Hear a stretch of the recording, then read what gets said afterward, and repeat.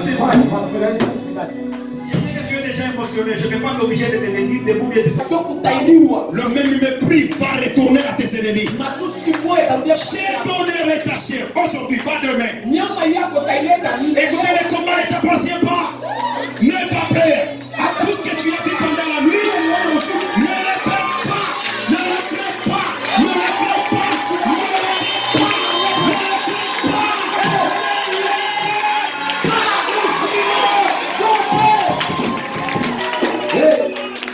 Il va maintenant lui dire, aujourd'hui, là, je donnerai ta chair aux officiels et je vais organiser une fête des animaux.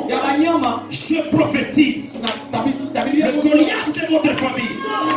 Pas demain, pas après 7 heures. Now.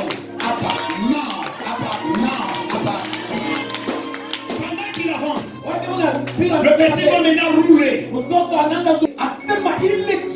Et la pierre se détachera de l'offrande. Au lieu que ça touche la poitrine, ça va tout droit vers le front. Et vous savez comment ça se passe? La pierre n'était pas tombée. Sommet les Écritures. La pierre s'est enfoncée à l'intérieur. Jusqu'où? Au cerveau. Et maintenant la tête, c'est ça l'homme. Vous verrez maintenant Goliath, il commence à basculer. Il commence à basculer. J'ai te dit ce matin, il commence déjà à basculer. Il commence à basculer.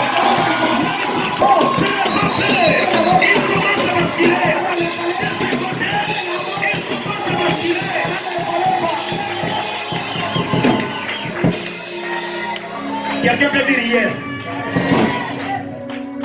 La Bible dit, mais Goliath va tomber. Et David était comme ça. Il a vu le géant de 3 mètres. Wow.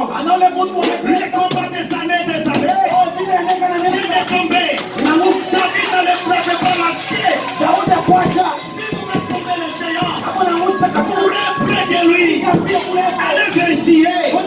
Est-ce qu'il est mort réellement? David va courir. Il va tomber le géant. Je te dis encore, le même trou.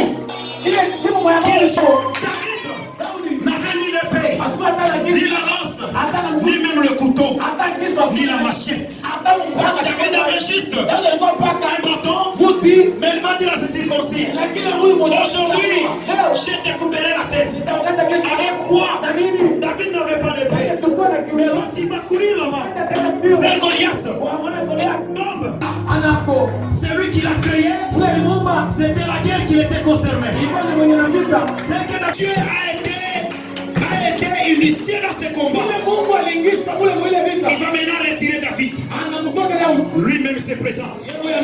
Ribo eringia na mkono ya Mungu. Est-ce que tu es là? Maintenant le petit David, il va courir. Il va chercher le trèfle de Goliath. Malgré sa PC. Mais ce jour-là, David avait eu la force de prendre son épée. Il va le prendre avec ses 2 bras. Et il va frapper au cou. Il va détacher le corps et la tête. Ce qui fait la force de Philistin, c'est la tête. Et là, vous avez ce proverbe-là. Il va soulever maintenant la tête comme ça. Pas la tête sèche. Fraîche. Fraîche. J'ai dit fraîche.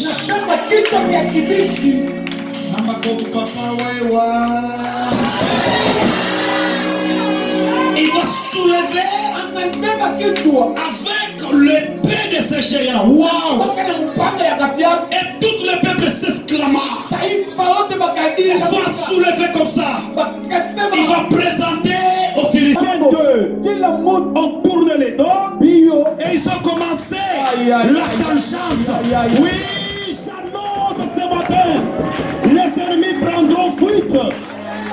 J'ai dit, les ennemis prendront fuite. Parce que leur géant va tomber. Lorsqu'il va récupérer ça, sit down. Ok, il va entrer dans sa tente. Il va prendre la tête de ce géant.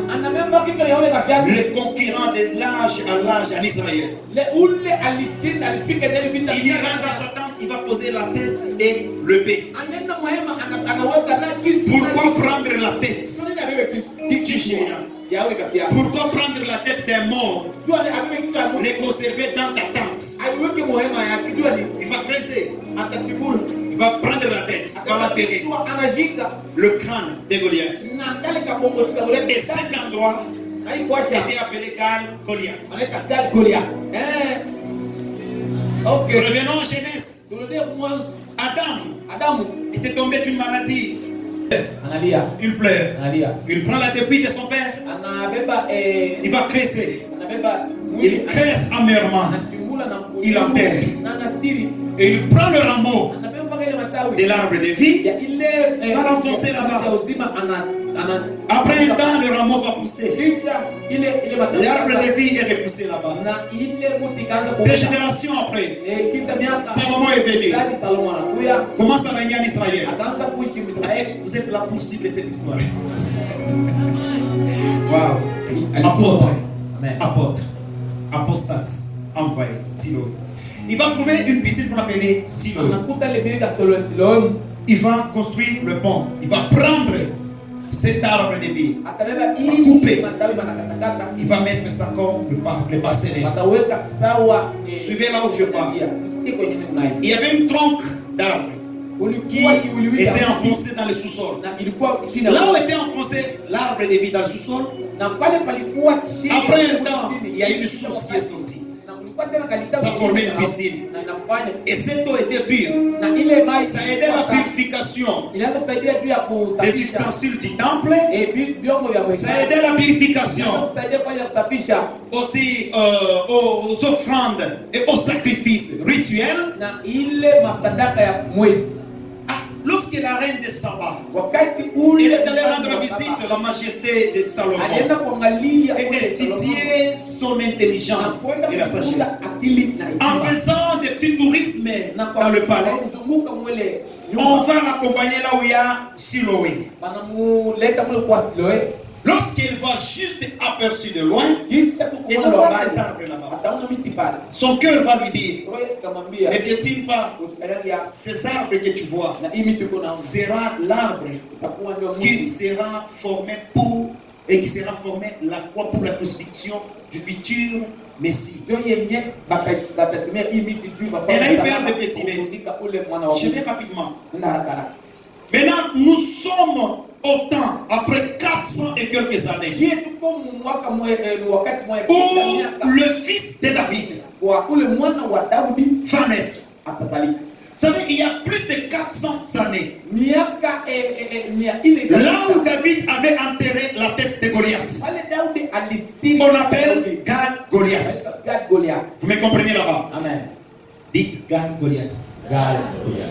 À cet endroit, vous savez, avec des années, il n'y a plus de maisons. Maintenant, il y a maintenant des routes. Il y a ce qu'on appelle une carrefour. Il y avait des commerçants qui quittaient Jérusalem et d'autres qui allaient à Samarie. C'était une route qui réunissait toujours les commerçants. Maintenant, à celui-là, il y avait des bandits, des brigands qui tuaient. Ils prenaient les choses et il y avait des morts et des carcasses et des squelettes de gens. Au fur et à mesure que les années s'augmentaient, il y avait maintenant ce qu'on appelle l'altération. Donc cet endroit s'est altéré. Ça formait une petite colline. Lorsque le fils de David est le plus conquérant, qu'on appelle Jésus, comme Baratimé a dit, fils de David, c'était Jésus. Il est venu de la généalogie de David qui a tué géant. Lui aussi dans sa généalogie, il va tuer aussi un conquérant du monde entier, pas pour Israël, mais du monde entier, un grand géant qui est Satan. La Bible dit, on va le prendre, on va le crucifier, on va prendre maintenant la croix de cet arbre de vie, my God, et on ira petit à petit jusqu'à un lieu qu'on appelle Goliath. Vous avez dit dans vos versions qu'on appelle lieu de crâne, Golgotha. Amen. Bien dit.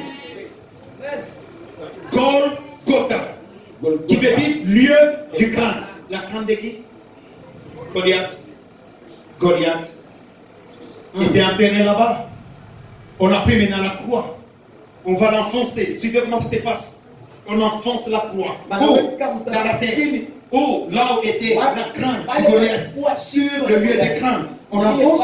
On enfonce. C'est-à-dire, la victoire est avec celui qui est au-dessus. Il a écrasé la force de tes ennemis. Paul va dire, si nous combattons, pas pour avoir la victoire, mais nous combattons dans la victoire. Et suivez ce qu'il va dire. Il a livré Satan en spectacle. David a livré Goliath en spectacle. Israël de ses côtés. Le Philistin de ses côtés. Le fils de David. Il va livrer aussi le géant qui est Satan en spectacle. De ses côtés Israël. De ses côtés les démons. Les sorciers de ta famille. Il sera livré. Et il a triomphé. En le croix. Ta maladie a déjà été clouée. Ton combat est remporté. Ta victoire est remportée. Je prophétise quelqu'un. Ne pleure pas. L'ennemi que tu as vu, malgré sa taille, il ne plus. J'ai dit l'ennemi n'existe pas parce que la mort de la croix, c'est une force. Amen. Dites à votre voisin, le géant est en dessous. Vous savez, la croix était comment? C'est sous forme d'été. Maintenant, là-dessus, il y avait quelques pointures pour bien enfoncer. Ça touche la crâne. Vous savez, si quelqu'un touche la crâne, il devient fou. Tout ce que vous vivez dans votre vie comme cauchemar, c'est la folie de cet homme. Écoutez, n'ayez jamais peur d'un fou. Les sorciers sont des fous. Le mental. Quand on va écraser qui tu vois, la Bible s'interprète. Qu'est-ce que Dieu va parler à la femme? Et au serpent, je mettais. Vous savez ce qu'il va dire? La femme, le talon de la femme, t'écrasera. Le talon de la femme t'écrasera. Et toi, tu le morceras au talon. Le talon de la femme, le talon de la femme. C'est qui? C'est qui? La Bible dit, notre foi est basée. Est basée. C'est-à-dire, notre talent est basé. Là où nous sommes, notre talent. Les enseignements des apôtres. Amen. Le talent de la femme, c'est les enseignements des apôtres. Les enseignements des apôtres, c'est qui? On enseigne qui? Jésus. Nous sommes centrés sur la Christologie. C'est-à-dire, c'est qui a écrasé la force du serpent. La tête du serpent, c'était Christ. Et c'est pourquoi le serpent va mordre les talons. La morsure du serpent vers les talons, c'est prendre Christ, les clouer. Que Dieu vous bénisse. Amen. Oui, avec la prière. Là, nous commençons la prière. Après la prière, il fait les offrandes comme il nous a promis et nous allons passer à autre chose. On le reçoit avec les acclamations. On le reçoit avec les acclamations.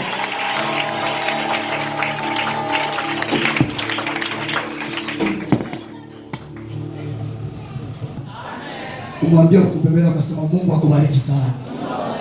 Kumwambia eske hii mambo unashikia au pia uishikie. Anakuambia